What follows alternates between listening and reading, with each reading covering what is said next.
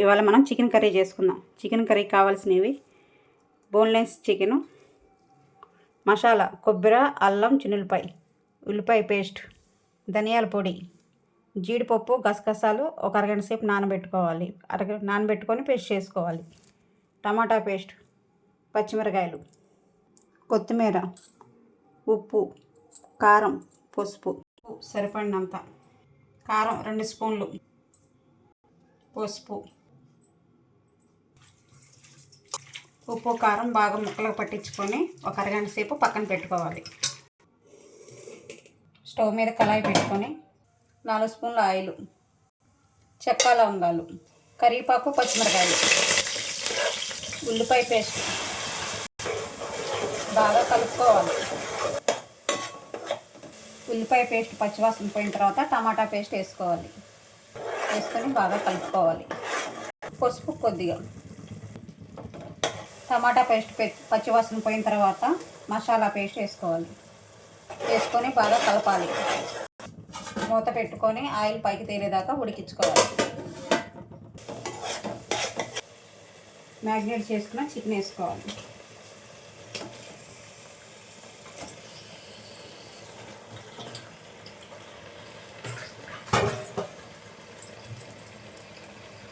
మసాలా అంతా ముక్కలు పట్టేదాకా కలుపుకొని మూత పెట్టుకొని ఉడికించుకోవాలి.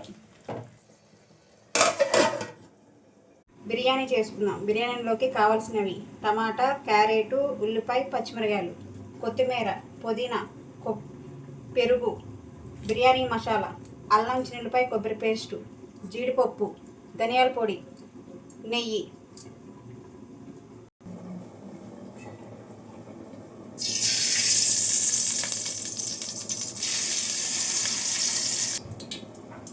నెయ్యి 1 స్పూను, నూనె 1 స్పూను, చెక్క, లవంగాలు, జీడిపప్పు, కరివేపాకు, టమాటాలు, క్యారెట్, ఉల్లిపాయలు, పచ్చిమిరకాయలు,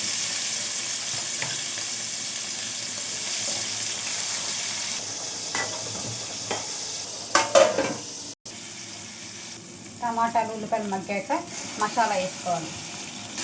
మసాలా అంతా కలపాలి. ధనియాల పొడి 1 స్పూన్, బిర్యానీ మసాలా 1 స్పూన్. మసాలా అంతా బాగా ముక్కలు పట్టిన తర్వాత ఉడికించుకోవాలి. మూత పెట్టుకొని ఉడికించుకోవాలి. మూత పెట్టుకొని మగ్గించుకోవాలి. పెరుగు 2 స్పూన్లు, పుదీనా, కొత్తిమీర వేసుకొని బాగా కలుపుకోవాలి. నేను 4 గ్లాసుల బియ్యం తీసుకున్నాను. 4 గ్లాసులకి 8 గ్లాసులు వాటర్ పోసుకుంటున్నాను. ఉప్పు సరిపడినంత వేసుకోవాలి. 1 కప్పు వాటర్ పోసుకోవాలి. వాటర్ పోసుకొని బాగా కలపాలి.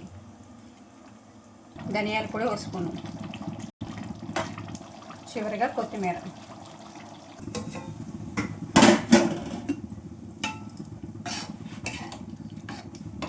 ఉప్పు సరిపోయిందో ఒకసారి చూసుకోండి.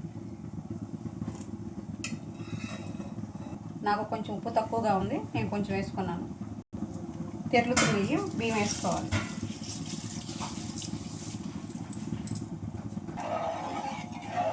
ఒక నిమ్మబద్ద పిండుకోవాలి. మూత పెట్టుకొని ఉడికించుకోవాలి.